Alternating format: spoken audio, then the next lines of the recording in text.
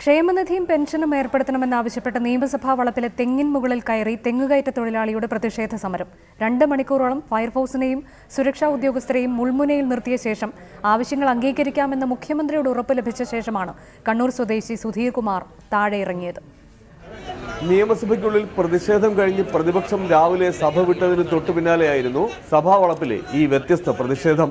വിവിധ ആവശ്യങ്ങൾ ഉന്നയിച്ച നിയമസഭാ മാർച്ചിനെത്തിയ തെങ്ങുകയറ്റ തൊഴിലാളി യൂണിയൻ ഭാരവാഹിയായ കണ്ണൂർ സ്വദേശി സുധീർ കുമാറാണ് സുരക്ഷാ ഉദ്യോഗസ്ഥരെ വെട്ടിച്ച് സഭാ വളപ്പിലെ തെങ്ങിൻ മുകളിൽ കയറിയത്. മുദ്രാവാക്യം വിളികേട്ടാണ് സുരക്ഷാ ഉദ്യോഗസ്ഥരും വിവരമറിയുന്നത്. ഉടൻ അഗ്നിശമന സേനയെ വിളിച്ചു വരുത്തി. നിയമസഭാ സെക്രട്ടേറിയറ്റിലെ ജീവനക്കാരും മാധ്യമപ്രവർത്തകരും തെങ്ങിൻ ചുവട്ടിലെത്തിയതോടെ തെങ്ങിൻ മുകളിലെ മുദ്രാവാക്യം വിളിയും ഉച്ചത്തിലായി.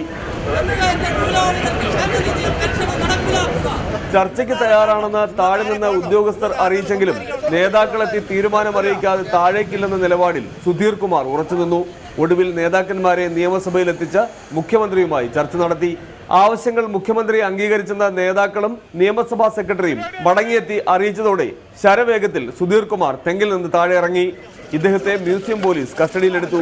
അതിനിടെ നിയമന നടപടികൾ വേഗത്തിലാക്കണമെന്നാവശ്യപ്പെട്ട് പട്ടം വൈദ്യുതി ഭവനിലേക്ക് മാർച്ച് നടത്തിയ മസ്ദൂർ റാങ്ക് ഹോൾഡർമാരിലൊരാൾ വൈദ്യുതി ഭവന് മുന്നിലെ മരത്തിൽ കയറി പ്രതിഷേധിച്ചു. കഴിഞ്ഞ ഏതാനും ദിവസങ്ങളായി പോലീസിനും ഫയർഫോഴ്സിനും തലവേദന സൃഷ്ടിച്ച് തലസ്ഥാനത്ത് മരം കയറിയുള്ള സമരം വർദ്ധിച്ചു വരികയാണ്. റിപ്പോർട്ടർ, തിരുവനന്തപുരം.